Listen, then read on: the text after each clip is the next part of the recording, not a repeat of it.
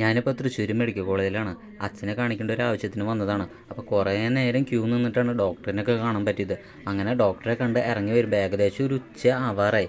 ആ ഒരു സമയത്ത് വിശന്നിരിക്കണം, എന്താ ചെയ്യേണ്ടതെന്ന് അറിയില്ല. ആ ഒരു സമയത്താണ് ഇവിടെ എത്തിയപ്പോൾ കുറച്ച് ആൾക്കൂട്ടം കണ്ടത്. ചോദിച്ചപ്പോൾ പറഞ്ഞു DYFIക്കാർ അവിടെ ഭക്ഷണം കൊടുക്കുന്നുണ്ട്, ആ പൊതിച്ചോറ് വാങ്ങാനാണ് ഇരിക്കുന്നത്. അപ്പോൾ ഞങ്ങൾ അവിടെ ഇരുന്നു. എന്തായാലും നല്ല വിശപ്പുണ്ട്. കുറച്ച് നേരം കഴിഞ്ഞപ്പോൾ എൻ്റെ വണ്ടി വന്നപ്പോൾ തന്നെ എല്ലാവർക്കും സന്തോഷം. വളരെ പെട്ടെന്ന് തന്നെ അവർ പൊതിച്ചോറ് വിതരണം ആരംഭിച്ചിട്ടുണ്ട്. എനിക്കും ഒരു പൊതിച്ചോറ് കിട്ടി. ഈ പൊതിച്ചോറൊക്കെ കൊണ്ടുവരുന്നത് ഓരോ അംഗങ്ങളുടെയും വീട്ടിൽ നിന്നാണ് കേട്ടോ. DYFIക്കാർ തന്നെയാണ് ഇതൊക്കെ സപ്ലൈ ചെയ്യുന്നത്.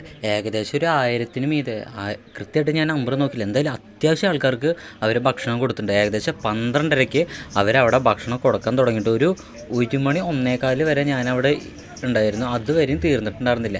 വന്ന ആളുകൾക്കൊക്കെ ഭക്ഷണം കൊടുത്തിട്ടുണ്ട്. അത് കഴിഞ്ഞിട്ടും അവരുടെ കയ്യിൽ പൊതിച്ചോറ് ബാക്കിയുണ്ടെന്ന് തോന്നുന്നു.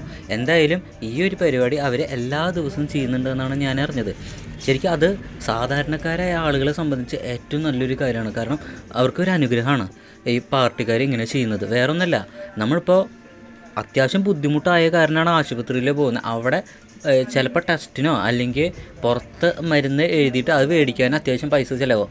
അതിൻ്റെ ഒപ്പം തന്നെ രോഗിക്കും കൂട്ടിരിപ്പ് നിൽക്കുന്നവർക്കും ഭക്ഷണം കൂടിയും മേടിക്കണം. അപ്പോൾ കുറച്ചും കൂടിയും പൈസ അഡീഷണൽ ആയിട്ട് പോകും. അപ്പോൾ ഇവർ നൽകുന്നത് നല്ലൊരു കാര്യമാണ്. തുടർന്നുകൊണ്ടേയിരിക്കുക.